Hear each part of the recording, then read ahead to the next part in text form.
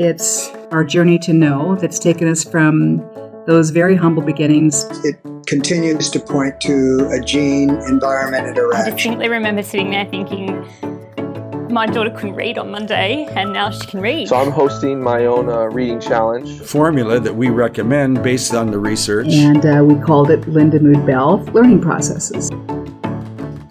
Welcome to the Lindamood-Bell radio podcast, where we explore topics in literacy and learning. I'm Dave Hungerford for Lindamood-Bell. Thanks for listening.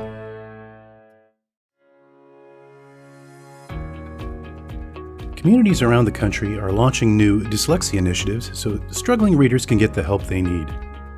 Schools are challenged to ensure early identification and provide evidence-based intervention to all students who need it. Lindamood-Bell can help. Educators can learn our approach to literacy in a teacher workshop. Our programs are proven effective for students with dyslexia. Visit our website to explore our teacher workshops and the research behind our programs. Go to LindamoodBell.com. We can help you change the lives of dyslexic students. Today's episode, I have Paul Worthington, the Director of Research and Development for Lindamood-Bell with me. Paul, thanks for joining me. Yeah, my pleasure. It is October. It's the end of Dyslexia Awareness Month, and it's been a while since we've chatted, and I thought maybe you could catch us up on some of the latest research, not only from Lindamood-Bell, but in the field on dyslexia. Yeah, I'd be happy to. It's interesting because we're at the tail end of, we being Lindamood-Bell are at the tail end of seriously a couple decades of both collaborative research as well as our internal inquiries about what's going on both in the diagnosis and treatment of dyslexia. In fact, we've been documenting some of this and most recently, as a result of a series of papers that have been published from the University of Washington at the Institute of Brain and Learning Sciences, we found some interesting things that actually are expanding on both our definition as well as our understanding on the best ways to treat dyslexics. What's really interesting is that when we at Lindamood-Bell kind of regress and we go back to some of the earlier days on when dyslexia was just being identified and with definitions being put to it back in the late to late 90s, we're now uncovering some very new evidence that expands upon what we originally thought was the singular and or primary issue that people were faced with who were experiencing dyslexic kinds of disabilities. And so in layman's terms, I know we talked about there being a discrepancy between comprehension and reading skills. Has that definition changed? Basically, no. The essential formula is that there is accentuated abilities, or at least normal abilities in terms of oral language skills. But when it comes to being able to decode print on the page and or spell, which of course then would affect fluency, if it's one or more standard deviations, or if you put it in more common parlance, if the skills of the student are a year or two more behind where they are in terms of age and or grade level, then that raises the flag as having possible dyslexic tendencies where they just can't read commensurate with their age and or ability. And what is the current state of the number of people that are affected by this? Yeah, the statistics vary all the way from 1 in 10 to 1 in 20. On the more aggressive side, dyslexia, the organization called Dyslexia International just came out with some numbers saying worldwide it's anticipated there are about 700 million people who have dyslexia. I'm not sure how they came up with that, but the numbers aside, it is a significant issue. And I might mention in passing, from a legislative or a policy standpoint, over 40 states have now passed legislation along with the federal government on both the identification and the necessity for treating dyslexic individuals. Well, let's talk about that treatment for a little bit. Is there a cohesive plan via states to address that? Is there consensus on somewhat instruction? When the National Reading Panel report came out in the year 2000, which, go figure, is now almost 2 decades ago, identifying the 5 major components of reading: phonemic awareness, phonics, fluency, vocabulary, and comprehension.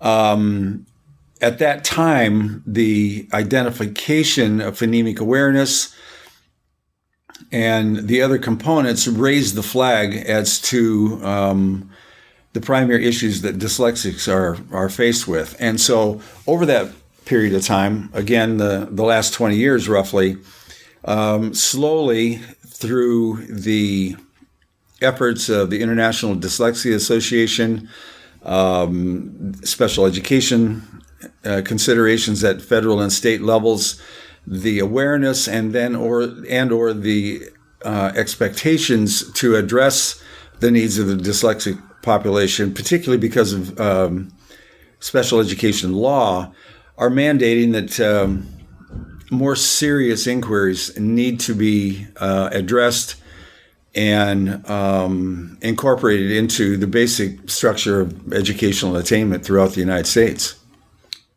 And closer to home, you see the results and scores of all the clients that come through the Lindamood-Bell Learning Centers.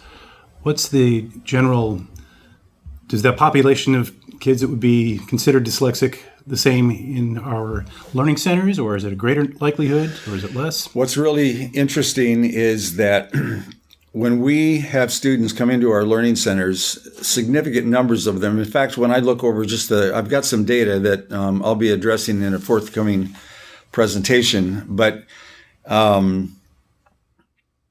the data suggests that when we get the intake information, the amount of students who come in with a prior diagnosis of dyslexia continues at the same kinds of numbers. But what's more interesting, when you take the classic profile that I referred to earlier about what a dyslexic reading profile looks like, and we take a look at the students that come in, 2/3 more than students that are previously diagnosed with dyslexia are in fact entering Lindamood-Bell centers with a dyslexic profile. In other words, they're not yet identified.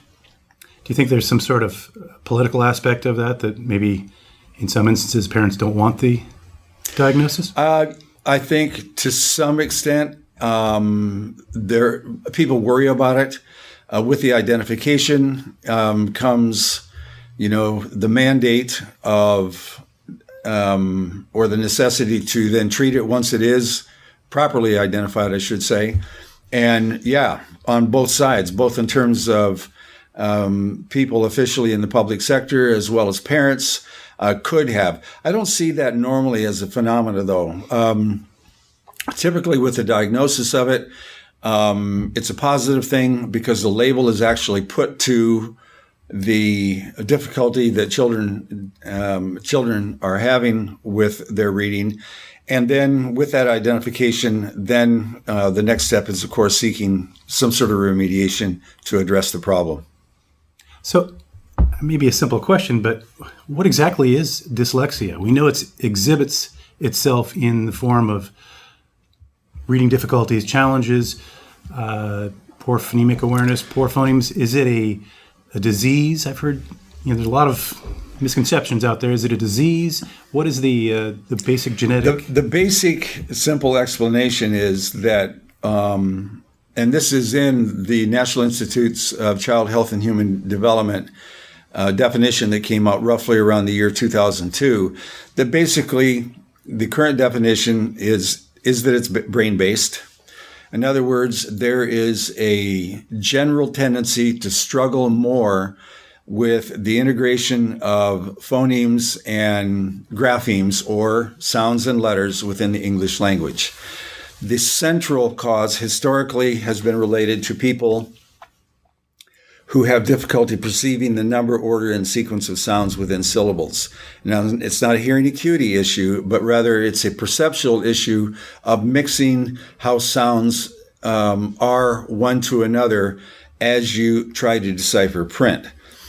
More recently, in fact, our current thinking is, along with a number of other research specialists in the area, and based on some of the findings in our research, is that it's equally, if not more related in many ways, to students' abilities also to hold into working memory the grapheme or the number, order, and sequence of letters in syllables and or words, in addition to their ability to process phonemes.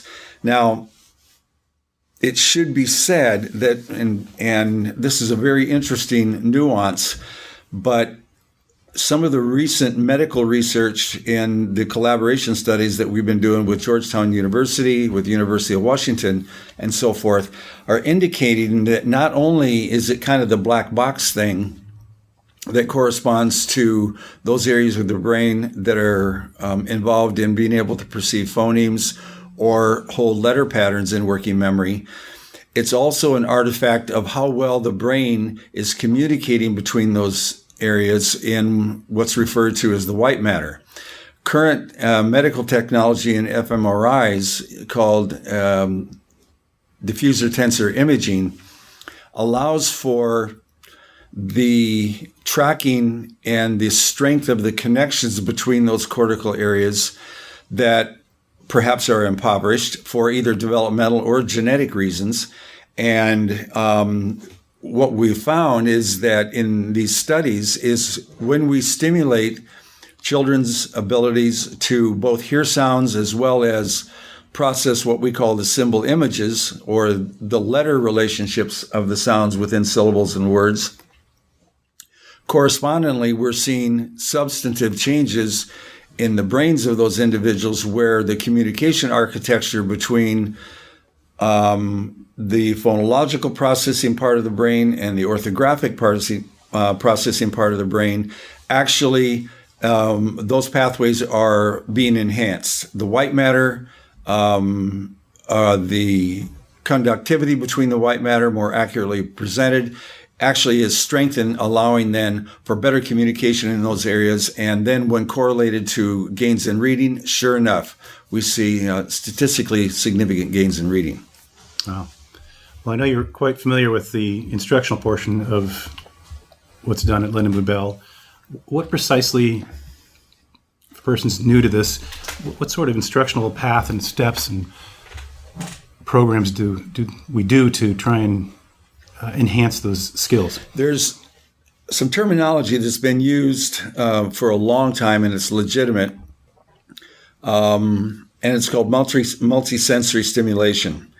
And simply what that means, it goes to what I just said previously in terms of addressing the needs of a dyslexic. If a child arrives at Lindamood-Bell, our particular approach is to ascertain how effective, based upon national norms, their ability to manipulate the letter patterns in syllables is concerned.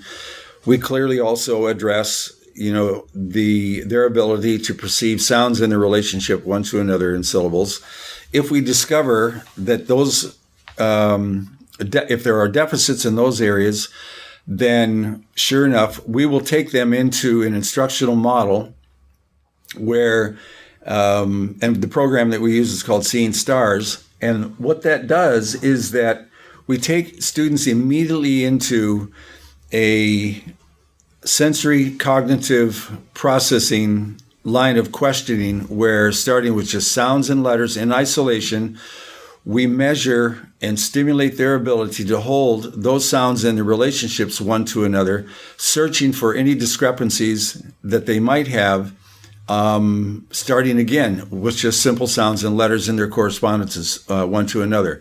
Once we see that they can do that in isolation, we'll stimulate their ability then to start adding vowels, consonants one to another, not with just phonemes in isolation, but critically related to the letter or the letter relationships that go to those phonemes, and then start putting them into syllable patterns where at a consonant and vowel or a vowel consonant relationship, they're able to effectively read at those very simple syllable level. And when they can do that, then we just escalate it from there on all the way through single syllables and up into multisyllables. And finally, at some point in that, when it looks like they have the general skills to apply it towards sight words, we'll begin to introduce sight words. We will then take them and put them on the page, looking for any discrepancies that they might have once applying to real world reading and spelling activities. You and I both have been here long enough to have met a lot of people who have gone through the process and ended up with test scores that would, if seen as their current scores, they would not be considered dyslexic. Is there such thing as a cure, or is that just a loaded word? It's kind of loaded, but by the same token, what we see and the interesting feature of the research that we've been doing over the last several years, we have now data. I've been looking at data over the last 10 years, most specifically, with the following question in mind. If we have children who come in below the first quartile, if you were to look at a simple bell curve, in other words, below the 25th percentile on a scale of 0 to 100, if they're below the 25th percentile, commonly referred to as the first quartile, in their word recognition activities and especially in their ability to read fluently, the question is, if we put them through the intervention that we've designed to remediate that, our question is, do we have evidence that a percentage of those kids can transfer out of that first quartile into the second, third, or perhaps even fourth quartile in terms of the reading?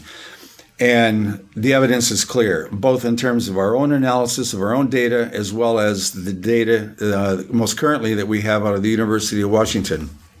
And that is that we can get significant percentages of kids out of that first quartile. Translated, what that means is that they no longer fit the dyslexic profile.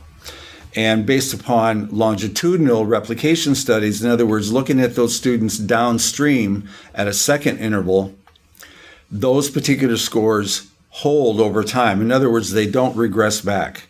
The common metaphor that we've been using to describe that phenomenon is the same as learning how to ride a bike. Once you learn how to ride a bike, the comparison being once people learn how to read, they don't really forget, lest it be brain trauma or something of that nature. So that's very positive, and it challenges anybody who has the view that dyslexia is something that necessarily just needs to be compensated for the rest of their life, because it doesn't turn out to be the case. And have you seen research that's showing that those gains can maintain? Yes, we do have research that in fact is the case, and it's imperative that we understand that. And I might add at this point that there's a very interesting future line of research that we're going to be investigating in the not too distant future. And it has to do with the old nature-nurture question about genetics and a current new field in research in learning disabilities that has to do with epigenetics. And it goes to the old nature-nurture question. Most people have the misunderstanding that what you're born with genetically is basically what it is, that it's hardwired, and that's what you're going to basically exist with all through life.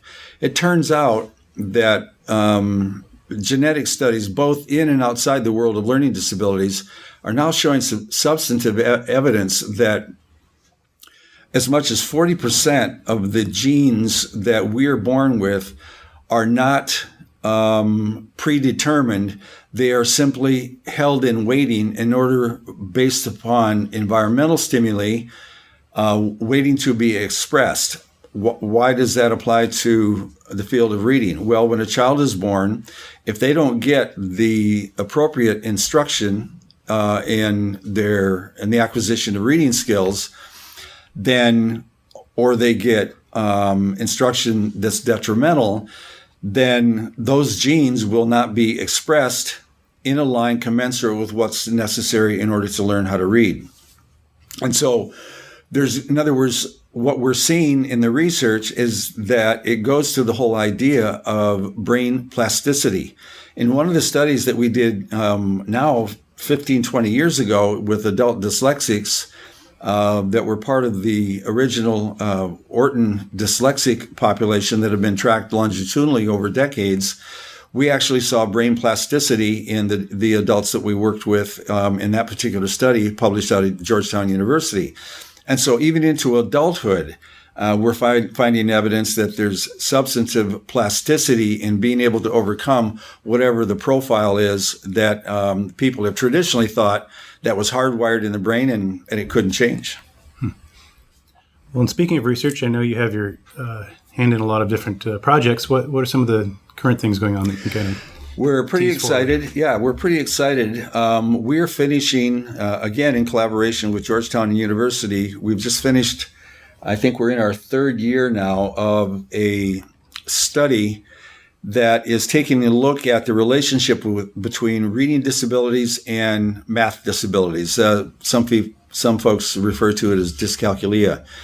And we don't have the evidence of the outcomes of that study, but we've been taking students and putting them through interventions, both on the reading side as well as the mathematics side, and looking at the brain functions that are associated with those as compared to the outcomes for the treatment protocols. And so we're anxious to see what Dr. Eden at Georgetown University finds based upon her neuroimaging and the behavioral outcomes of those studies. We're very excited on another front to continue in our study about dyslexia.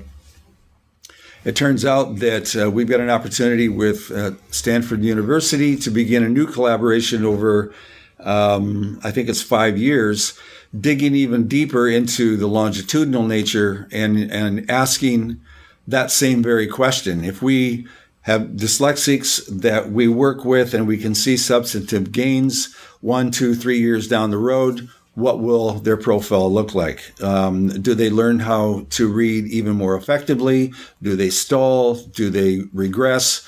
Very important research questions in terms of adding new evidence to that whole front. And then, as I've already mentioned, we're keenly interested in the genetic part, the genetics research part of what goes on with students who fall into these or fall into a dyslexic category.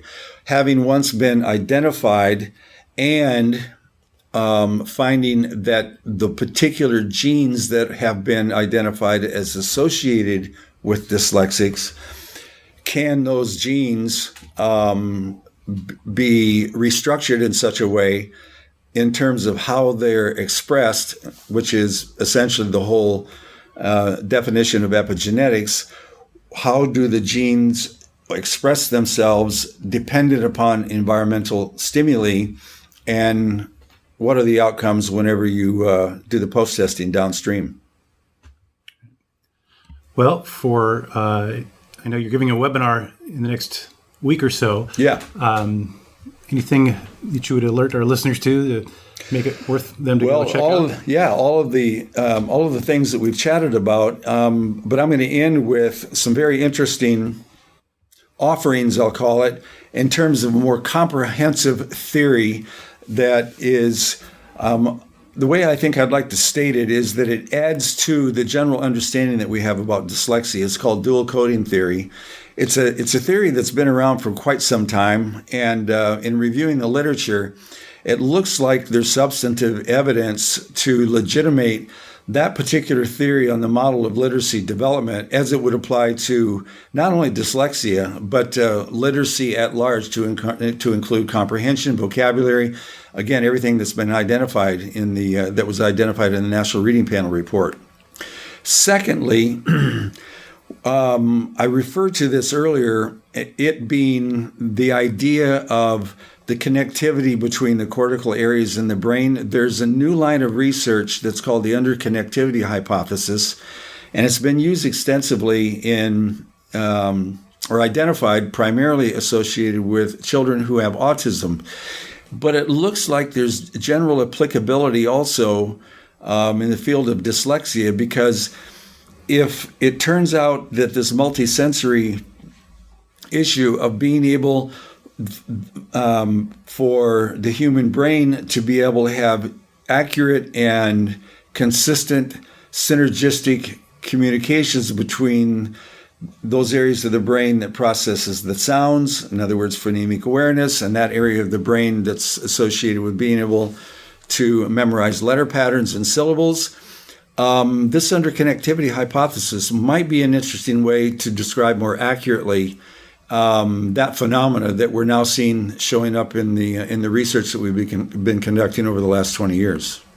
And maybe help with more ways to resolve the issue. Exactly. And then translate that into more effective training for professionals who are trying to address the needs of children and or adults who are in these categories.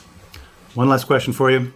What's on your nightstand? What's the research that you're reading right now? Well, I'm pouring through the 7th edition, I might add, of the theoretical models of literacy development. And this is the if you will, it's the collegiate text that we look at that takes a look at all the models that are out there. And in fact, I'll be referring to some of that information out of that textbook that's just been published that substantiates what I was talking about in terms of dual coding theory. In fact, there's a whole chapter in there on that particular theoretical model. Great. Doesn't sound like summer reading. Not exactly. Interesting nonetheless. Well, thank you for sitting down with me today, and we'll have to do this more often than once every 2 years. Yeah. Pleasure to do it. All right. Well, thank you. You can view Mr. Worthington's webinar, The New Science and Results on Addressing Dyslexia, What's Important to Know, at LindamoodBell.com and our Lindamood-Bell Learning Processes YouTube channel. And I want to thank you for listening to the Lindamood-Bell Radio Podcast. If you like what you've heard, rate us and subscribe wherever you get your podcasts. You can follow Lindamood-Bell on Facebook, Instagram, Twitter, and YouTube. We are Lindamood-Bell Learning Processes.